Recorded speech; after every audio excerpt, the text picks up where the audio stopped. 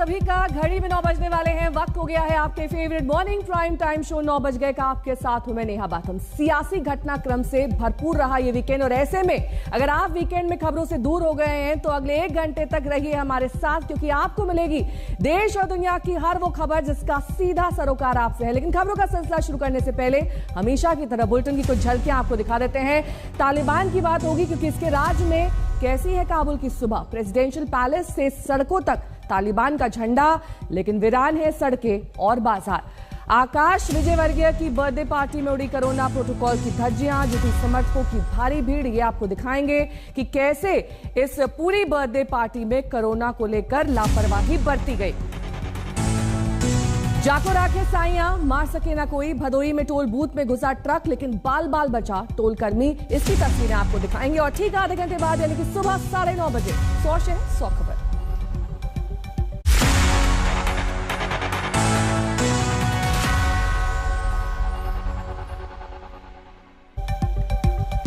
और सबसे पहले बात करेंगे भूपेंद्र पटेल, जो कि सीएम की रेस में आगे निकल गए हैं। जो लोग रेस में पीछे छूट गए उनमें एक अहम नाम है डिप्टी सीएम नितिन पटेल का। जी हां, भूपेंद्र पटेल से रेस में पिछड़ने पर नितिन पटेल नाराज हैं या मान गए हैं, इसे लेकर अटकलें अब भी जारी हैं। खबर यह है कि भूपेंद्र पटेल नितिन पटेल से मिलने उनके घर जा रहे हैं। कल रात मेहसाणा की सभा में नितिन पटेल के बयान के कई मायने निकाले जा रहे हैं।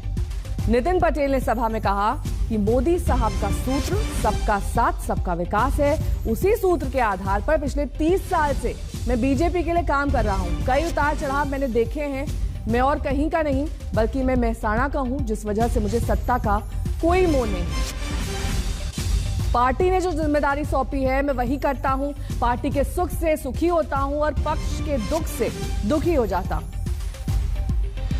ये तमाम बातें नितिन पटेल ने एक सभा के दौरान कही और इसी सूत्र के आधार पर पिछले 30 साल से बीजेपी यानी कि पार्टी के लिए काम कर रहा हूं। कई उतार चढ़ाव उन्होंने देखे हैं। ये तमाम बातें नितिन पटेल ने सभा में साफ करी, लेकिन इससे फिलहाल ये साफ नहीं हो पाया है कि वो नाराज हैं या फिर मान गए हैं, क्योंकि अभी भी ये कहा जा रहा है कि नितिन पटेल को सीएम नहीं बनाए जाने से वो नाराज चल रहे हैं। इस वक्त भूपेंद्र पटेल अपने घर से निकल रहे हैं और सीधे जा रहे हैं नितिन पटेल के घर पे। ये एक अहम मुलाकात है क्योंकि नितिन पटेल की नाराजगी जग जाहिर है और यही वजह है कि इस वक्त नितिन पटेल के घर पर पहुंचकर उनसे मुलाकात करके उसके बाद कुछ मंदिरों का दौरा करेंगे। उसके बाद भूपेंद्र पटेल सीधे जाएंगे एयरपोर्ट, जहां पर अमित शाह आ रहे हैं और उसके बाद ही स्वेरिंग इन सेरेमनी के लिए भूपेंद्र पटेल मुख्यमंत्री बनने के लिए पहुंचेंगे स्वेरिंग इन सेरेमनी में। कैमरामैन प्रशांत भट्ट के साथ विद्या, अहमदाबाद आज तक। और मेरी सहयोगी गोपी घांगर इस वक्त तमाम जानकारी के साथ जुड़ गई हैं। देखिए गोपी, मान मनोवल का सिलसिला तो जारी है, लेकिन हर आदमी को ये उम्मीद होती है कि जिस पार्टी के लिए वो 30 साल से काम कर रहा है उसे सबसे आगे रखा जाए ऑप्शंस में। ऐसे में अगर नितिन पटेल नहीं मान रहे हैं तो क्या अमित शाह उन्हें मनाने की पहल करेंगे या फिर पार्टी का कोई और दिग्गज नेता वहां पहुंचेगा? क्या खबरें आ रही हैं? देखिए, बीजेपी के लिए ये कहा जाता है कि नितिन पटेल ने जिस तरीके से कल एक बयान दिया था, हालांकि बीजेपी के लिए ये कहा जाता है कि यहाँ पे जो डिसीजन लिया जाता है पार्टी की ओर से उसे हर किसी को मानना रहता है। लेकिन नितिन पटेल, अगर आपको याद हो नेहा, तो 2017 में भी नाराज हुए थे। उनको जो फाइनेंस मिनिस्ट्री है वो चाहिए थी, उनको वो नहीं दी गई थी, जिसकी वजह से 3 दिन तक उन्होंने चार्ज नहीं लिया था। आखिरकार उनको मनाया गया और मनाने के बाद उनको फाइनेंस मिनिस्ट्री दे दी गई थी। कल शाम को जब वो मेहसाणा पहुंचे तो मेहसाणा में भी उनका जो बयान आया है वो काफी दिलचस्प है। उन्होंने ये कहा कि मैंने कई ऐसे उतार चढ़ाव देखे हैं, मैं विपक्ष में भी बैठा हूँ, लोग अगर ये मान रहे हैं कि मैं नाराज हूँ तो ऐसा नहीं है, लेकिन जो उनकी नाराजगी थी वो उनके चेहरे से साफ दिखाई दे रही थी, क्योंकि उम्मीद काफी ज्यादा थी उनको कि एज ए सीनियरिटी में उन्हें ही गुजरात का मुख्यमंत्री बनाया जाएगा। लेकिन भूपेंद्र पटेल का नाम लिया गया है। हालांकि अब सवाल ये भी है, क्योंकि कैबिनेट में कई सारे बदलाव होने हैं, तो वैसे में 2 पाटीदार यानी मुख्यमंत्री पाटीदार और डिप्टी सीएम पाटीदार, ये कॉम्बिनेशन क्या चलेगा, ये भी सवाल है। तो हो सकता है कि नितिन पटेल को डिप्टी सीएम ना भी बनाए, सीनियरिटी है, कहीं ना कहीं नितिन पटेल को मंत्रिमंडल से हटाया भी जा सकता है। इस तरीके की भी बातें जो सीनियर इस वक्त कुछ तस्वीरें भी आ रही हैं, नितिन पटेल दिखाई दे रहे हैं इस तस्वीर में। ये वही नितिन पटेल है जिनका ये कहना है कल मेहसाणा की एक सभा में कि मैं पार्टी के लिए 30 साल से काम कर रहा हूँ, मुझे सत्ता का मोह नहीं है। लेकिन अगर सत्ता का मोह नहीं होता तो भूपेंद्र पटेल उनके घर क्यों पहुंचते उन्हें मनाने के लिए? जाहिर तौर पर यहां पर नाराजगी नितिन पटेल की है कि उन्हें क्यों नहीं कमान दी गई सीएम पद की।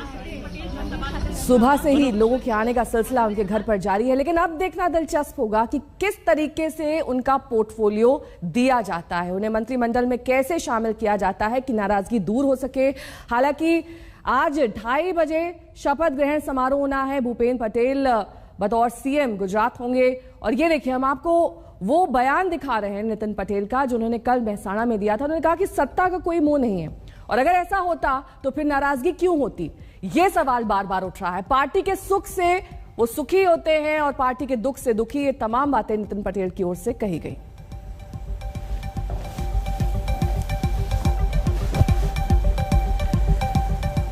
तो आज दोपहर 2:20 का मुहूर्त निकला है जब भूपेंद्र पटेल गुजरात के नए सीएम के रूप में शपथ लेंगे और इस मौके पर गृह मंत्री अमित शाह, एमपी के सीएम शिवराज सिंह चौहान, गोवा के सीएम प्रमोद सावंत मौजूद रहेंगे। और आज सिर्फ पटेल ही नहीं, शपथ में 2 दिन बाद मंत्रिमंडल का विस्तार भी किया जाएगा।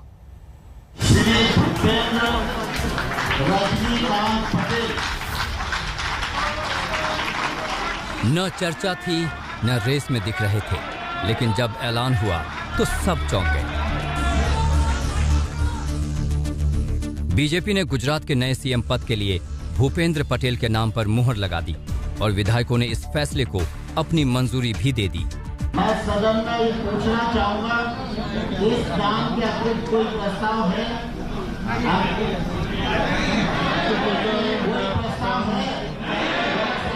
दोनों हाथ उठा के जाओ ना मीडिया।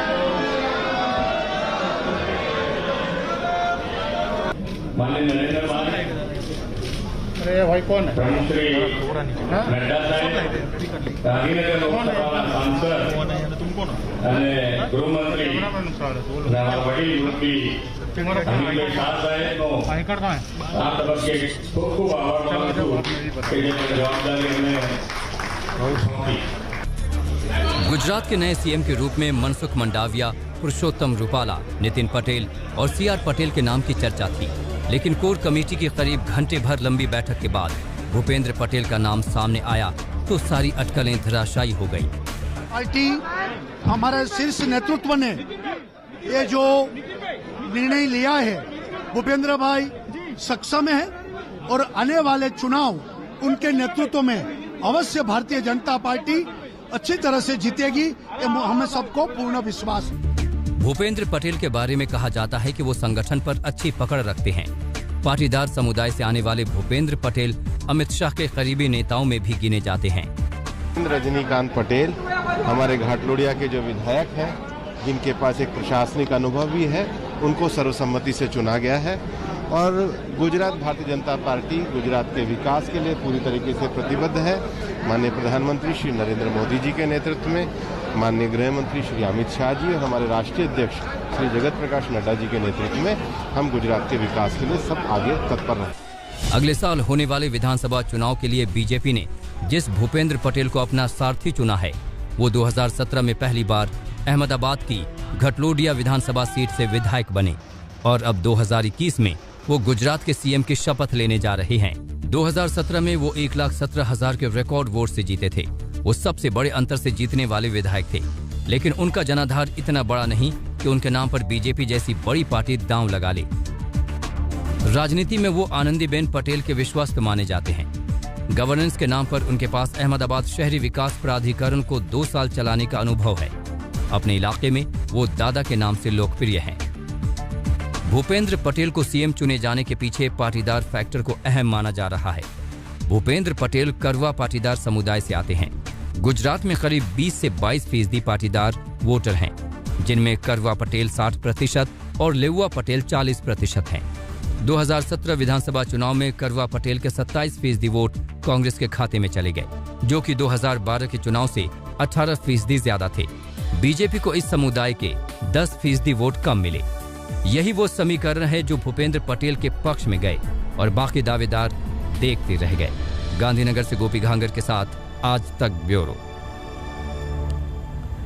तो भूपेंद्र पटेल की ताजपोशी से उनके समर्थकों में जश्न का माहौल है। पार्टी दफ्तर से लेकर पटेल के घर तक सड़कों पर भूपेंद्र पटेल समर्थकों का हुजूम उमड़ पड़ा।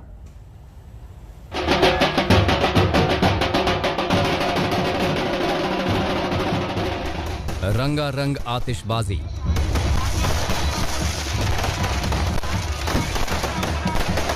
कार्यकर्ताओं का भारी हुजूम।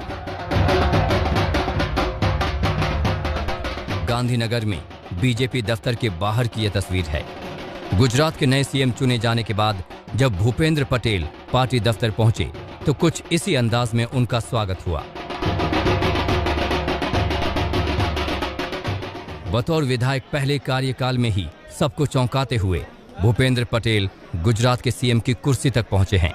उनके नाम का ऐलान होते ही उनके विधानसभा क्षेत्र घाटलोदिया में समर्थकों में खुशी की लहर दौड़ गई। भूपेंद्र पटेल समर्थकों के लिए ये होली दिवाली जैसी खुशी थी। विजय रूपाणी का उत्तराधिकारी चुने जाने के बाद जब पटेल अपने घर पहुंचे तो देखिए किस तरह उनके स्वागत में लोगों की भीड़ सड़कों पर नजर आई। आप देख लीजिए, ढोल नगाड़ों से उनका स्वागत हो रहा है। साथ ही जो महिलाएं हैं वो यहाँ पर आप देख लीजिए कि जो डांस कर रही हैं, नृत्य कर रही हैं और जिस तरह से भारत माता की जय का नारा लगा के यहाँ पे घर वालों ने स्वागत किया है अपने यहाँ पर मुख्यमंत्री का। परिवार की तो मानो खुशियों का ठिकाना नहीं था। जिस प्रकार के वो काम उसका था न, वो काम जो करते थे उससे तो हमको लगता था कि वो सीएम लेके पार्टी वाले उसको कुछ जवाबदारी देंगे, बड़ी जवाबदारी देंगे। वो था, लेकिन सीएम का तो नहीं था हमको। आज भूपेंद्र पटेल गुजरात के लिए नए सीएम के रूप में शपथ लेंगे। शपथ की पूर्व संध्या में उन्होंने भगवान जगन्नाथ का आशीर्वाद लिया और फिर अहमदाबाद के अदलाज स्थित ट्री मंदिर में भी आशीर्वाद लिया। गुजरात में अगले साल चुनाव है। ऐसे में भूपेंद्र पटेल के सामने चुनौती बीजेपी के करीब 2 दशक से लंबे शासन को बरकरार रखने की है। विद्या के साथ गोपी घांगर, अहमदाबाद, आज तक।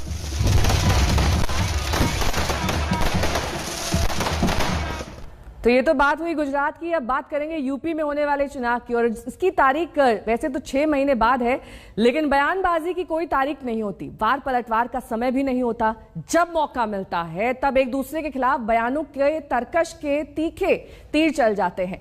कुशीनगर में सीएम योगी ने समाजवादी पार्टी पर जमकर निशाना साधा। वहीं प्रियंका ने कांग्रेस के अस्तित्व पर सवाल खड़े किए जाने पर कहा कि ये तो वक्त ही बताएगा। उससे पहले आपको दिखा देते हैं, मुलाकात की तस्वीरें आ रही हैं इस वक्त। नितिन पटेल के घर पर मुलाकात की ये तस्वीरें। नितिन पटेल से मिलने पहुंचे हैं भूपेंद्र पटेल और ये कहा जा रहा है कि मान मुनव्वर का दौर कल रात से ही चल रहा है, क्योंकि नितिन पटेल ने एक सभा में जिस तरीके से बयान दिया उससे ये साफ हुआ कि वो पार्टी से और उनके निर्णय से खफा है।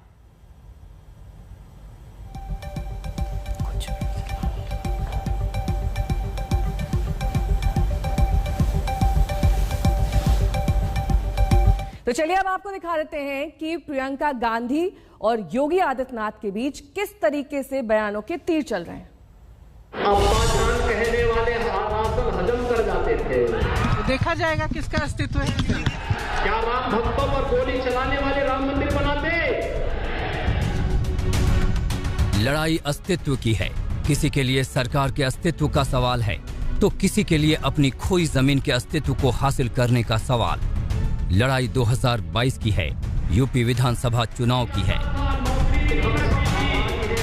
बयानों की गोली निकली तो अब्बाजान से लेकर तालिबान तक जा पहुंची। कुशीनगर में सीएम योगी ने 120 करोड़ की विकास योजनाओं का लोगों को सौगात दिया। फिर समाजवादी पार्टी के सियासी समीकरण पर तीखे अंदाज में हमला बोल दिया। अब्बा जान कहने वाले राशन हजम कर जाते थे।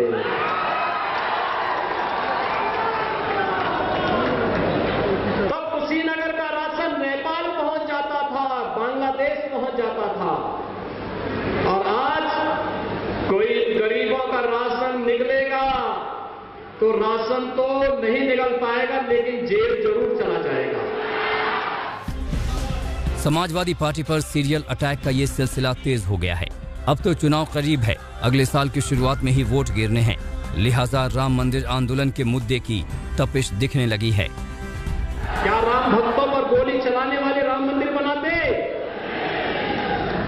क्या गोली चलाने वाले और दंगा कराने वाले कश्मीर से धारा 370 को हटाते? तालिबान का समर्थन करने वाले क्या 3 तलाक को रोकते? तो भाइयों बहनों, फिर इस जातिवादी और वंशवादी मानसिकता को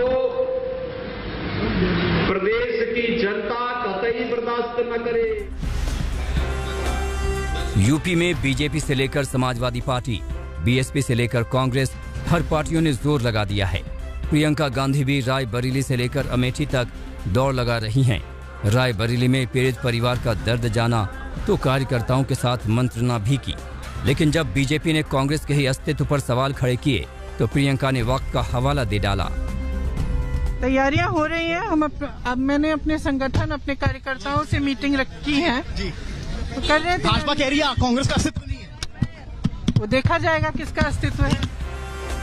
प्रियंका ने अपने दौरे के दौरान मंदिर में भी मत्था टेका, पुजारी से आशीर्वाद लिया। पुजारी का दावा है कि उन्होंने यूपी और देश में कांग्रेस राज के लिए मंदिर में प्रार्थना की। प्रियंका इस बार फूंक फूंक कर कदम रख रही हैं, लिहाजा जब उनसे योगी के अब्बाजान वाले बयान पर सवाल पूछा गया तो वो कुछ भी बोलने से बचती रहीं।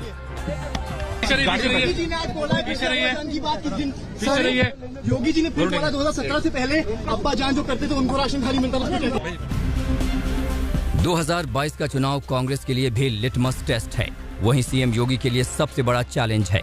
जबकि समाजवादी पार्टी को लगता है कि उसकी 5 साल फिर से सत्ता में वापसी होगी। वहीं मायावती को 2007 के करिश्मे को दोहराने का भरोसा है, लेकिन ये बात तो साफ है कि बयानबाजी का जो आसमानी तीर चला है वो कहां जाकर रुकता है ये कहना नामुमकिन है। कुशीनगर से संतोष कुमार सिंह, अमेठी से समर्थ श्रीवास्तव के साथ आज तक ब्यूरो।